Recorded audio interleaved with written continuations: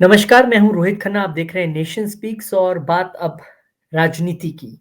आखिर क्यों कांग्रेस पार्टी और सिंधिया में जो है वो शब्दों के बाण चलते रहते हैं और इस बार तो सीधा ये शब्दों के बाण जो हैं वो प्रियंका गांधी वाड्रा और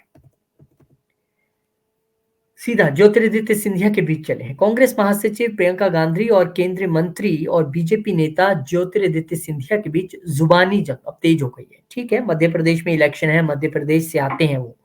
दोनों नेताओं ने एक दूसरे पर शब्दों के बाण चलाए हैं। दरअसल कांग्रेस और बीजेपी के बीच मध्य प्रदेश में सियासी घमासान चल रहा है।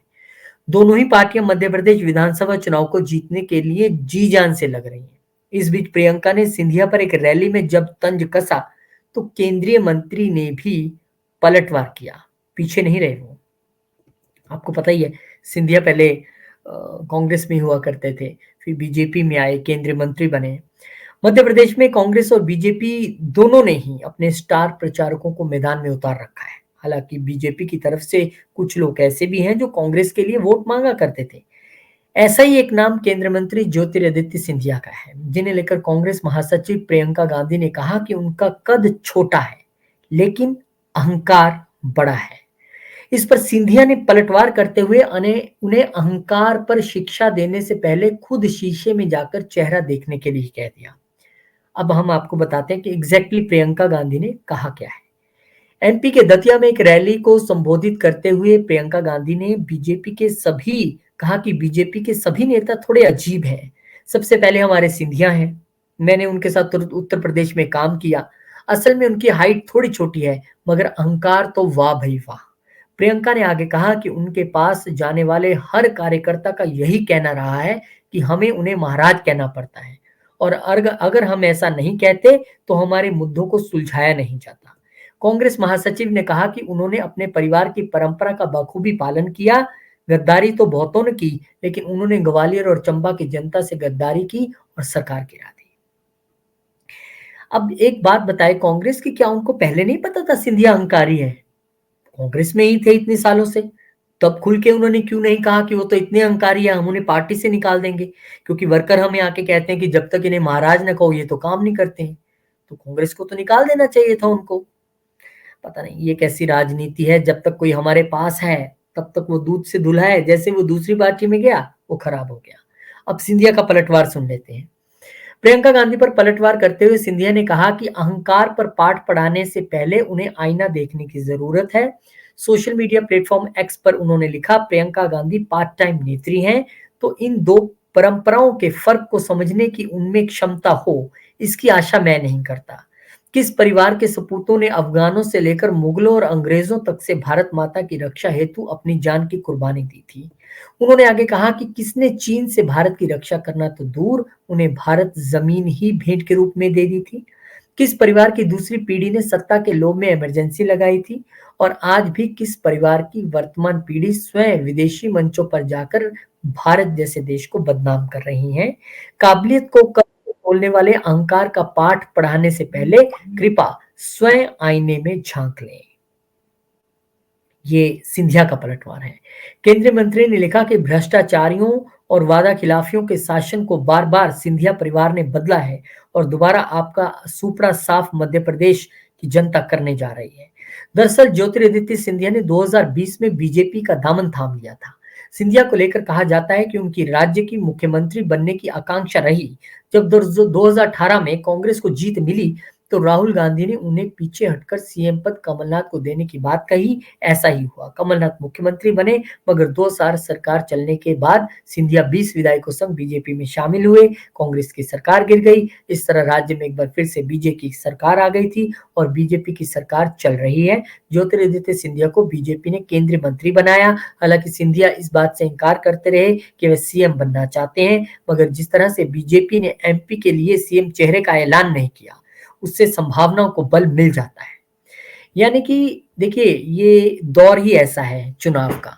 एक दूसरे पर टीका टिप्पणी तो होगी, पर टीका टिप्पणी करते वक्त मुझे लगता है कि एक शब्दों की मर्यादा भी रहनी चाहिए और हमें ये भी देखना चाहिए कि अगर हम किसी पे इल्जाम लगा रहे हैं तो हम ये भी बताएं कि हमने उन्हें पार्टी में क्यों रखा। फिर अगर उनमें इतनी ही कमियां थी, अगर वो इतने ही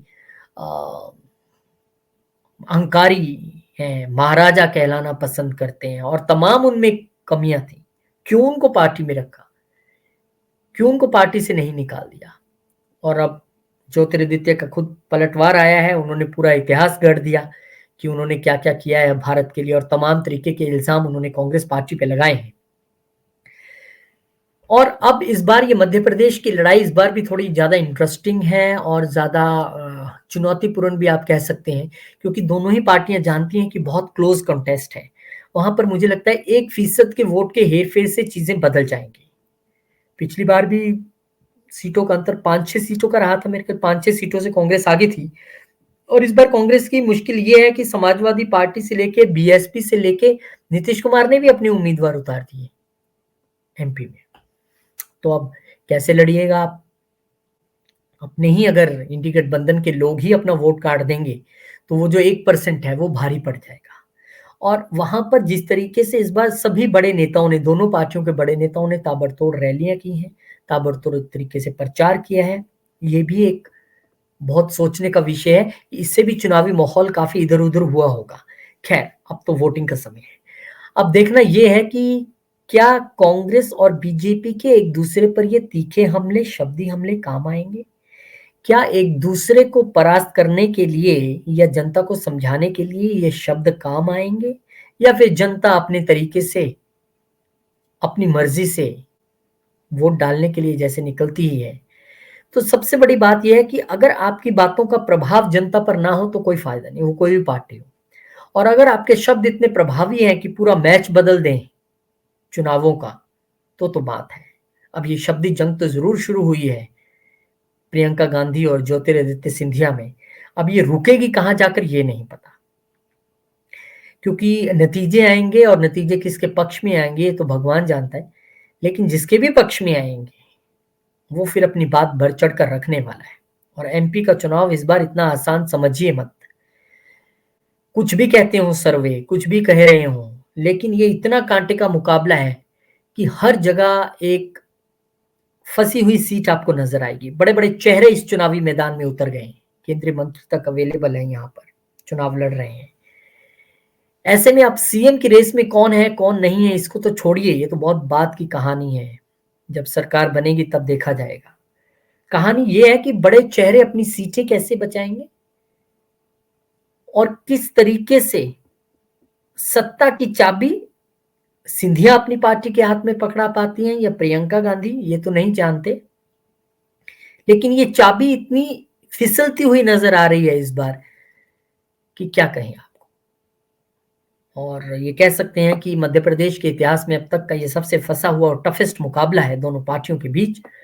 और इसके बीच में इंडी गठबंधन के अपने ही दलों ने तड़का लगा दिया है। तो अब इस तड़के का स्वाद भाजपा चखेगी या कांग्रेस को तीखा लगेगा, अब देखना पड़ेगा। लेकिन इंटरेस्टिंग बना दिया मुकाबला। तो इंतजार करेंगे, देखेंगे ये शब्दी हमले और क्या क्या रंग लाते हैं, किस तरह की बयानबाजी होती है। आप भी कमेंट करके जरूर बताइएगा अपनी राय। और चैनल को सब्सक्राइब जरूर करें, वीडियो को शेयर करें, लाइक करें। मिलेंगे आपसे एक नई जानकारी के साथ, तब तक के लिए नमस्कार, शुक्रिया।